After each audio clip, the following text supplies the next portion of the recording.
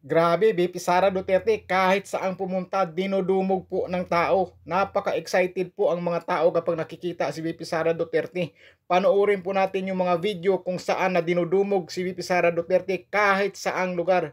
Panoorin po natin mga kababayan kung gaano ka-exciting o ka-excite ang mga tao na makita si VP Sara Duterte.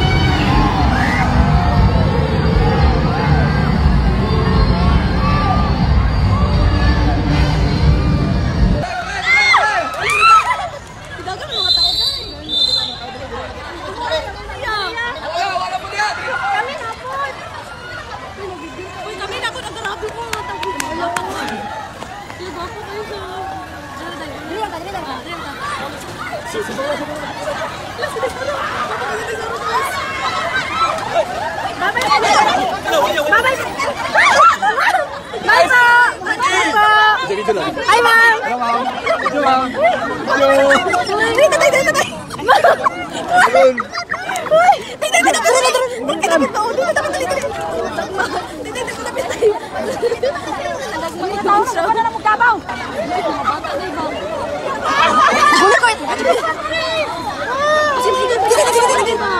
Namay, sir! Bata, bata, bata! Bibi! Bibi! Bibi! Love you!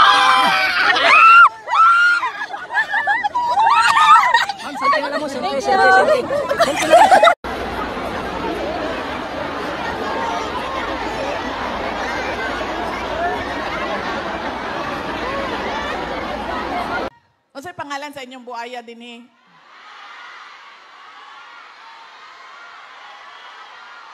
Tourist spot na din eh? Inyong buaya? Yes ma'am, oo. Kasi narinig ko kanina, tinatanong ko yung mga tao kung magkano natanggap nila sa AKAP. Sabi nila 1,000. Tapos, tinanong ko kung magkano natanggap nila sa AIX, sabi nila 2,000. Eh wala namang AKAP na 1,000 at AIX na 2,000. Ma'am, kahit saan mo tingnan sa budget at sa DSWD. So dapat yung mga tao dito sa Zamboanga City, hinahanap nila na saan ba yung kulang o balanse noong AKAP na hindi nila natanggap, tsaka yung AIX. Na nawawalang 8,000 pesos.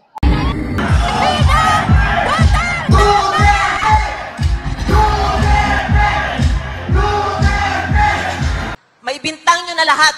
Babaero, di ba? Pero yan, patriotism, di mo maano yan sa kanya.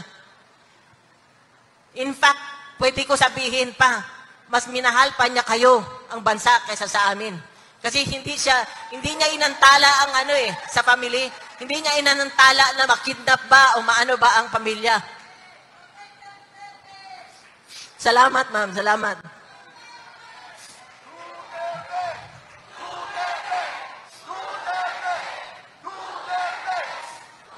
Hindi niya inisip, ma'am, na yung meron pala siyang anak, meron siyang apo. Pag nag-whining siya sa kurap, wala. Pag nag-whining siya sa drug lord, wala kami sa isip. Ang iniisip niya ang pamilya, ang anak ng bawat Pilipino. Na yung anak mong babae, yung anak mong lalaki, hindi drug addict. Yung anak mong babae at asawa, makakauwi, makakapunta, makakagimik, makabalik sa bahay. Yun ang ano niya. Dami pong nagbabantay kay Sara Duterte sa pagdating niya sa ano yata to, Kidapawan City, kung hindi ako nagkamali. Grabe po, bantay sarado siya ng mga kapulisan at mga kasundaluhan. Alerto po kapag bisita ni VP Sara Duterte. Napakarami pong sundalo dito, nagbabantay sa kanya. Ito po yung mga sasakyan nila. Nakita ko po ito sa Facebook, ayon doon sa post na sila po ang nagbabantay kay VP Sara Duterte. Sila po ang nagbabantay pagdating niya doon sa lugar. Sisantihin na po ninyo lahat ng kongresistang pumirma dyan sa illegal na impeachment complaint laban kay Vice President Inday Sara Duterte. Ladies and gentlemen, the Vice President of the Republic of the Philippines, Honorable Sara Zimmerman Duterte! Duterte! Duterte! Duterte! Duterte! Grabe yung tao. Grabe. Sobrang excited yung mga tao na makita si VP Sara Duterte. Grabe pong suporta. Grabe pong nagmamahal kay VP Sara Duterte. Napakarami pong nagmamahal kay VP Sara Duterte. Pride of Mindanao po si VP Sara Duterte. Nakakahanga po na may isang babae na taga Mindanao na sobrang tapang po, lumalaban kahit pinagkaisahan. Ganun po si VP Sara Duterte. Kaya proud po dapat ang mga kababayan natin sa Mindanao na mga babae, dahil may isang babae na sobrang tapang po. Hindi po basta-basta matitinag, lumalaban. Kahit inaapi na po siya ng karamihan, lumalaban, tumatayo, naninindigan. Kaya ganun na lang siya kamahal ng taong bayan. Grabe po. Tingnan nyo naman yung salubong kay VP Sara Duterte ng mga tao. Grabe po. Sobrang tuwa, sobrang saya ang mga tao. Makapag-picture o makapag-selfie lang kay VP Sara Duterte o makakakuha ng mga video. Dito natin makikita na hindi po nadidismaya ang mga tao na gusto kumuha ng mga video o picture o makipag-selfie kay VP Sara Duterte, dahil si VP Sara Duterte po ay napakabuti o napakabait po. Hindi po kayo madidismaya kapag lumapit kay VP Sara Duterte at makipag-selfie, dahil hindi po siya aayaw at siya pa nga ang kukuha ng picture para sa inyo. Kita nyo naman dito, kinukuha niya yung mga cellphone na gusto makipag-selfie sa kanya at siya na po nagpipicture mismo para maganda po ang kuha. Ganun po ka-excited ang mga tao dito. Kaya grabe po ang mga bantay dito kay VP Sara Duterte, dahil alam naman po natin ang sitwasyon ngayon.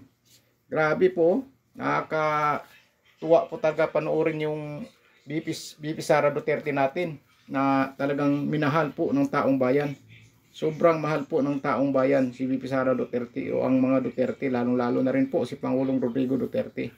Grabe po ang pagmamahal ng taong bayan sa kanila. Yan po ang proud Mindanaoan o Mindanaon.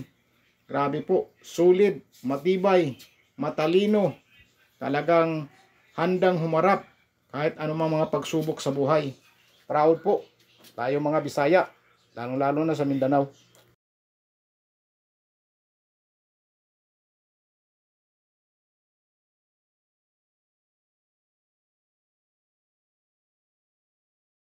Proud tayong taga Mindanao. Kahit na isang babae, pero hindi basta-basta natitinag sa mga kalaban, di ba? Yan po ang panindigan ni VP Sara Duterte. Walang atrasan sa labanan.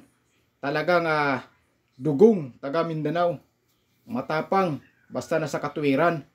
Kaya talagang proud ang mga babae o mga kababaihan natin dito sa Mindanao kay VP Sara Duterte at kay Kitty Duterte. Matatapang po talaga, hindi basta-basta.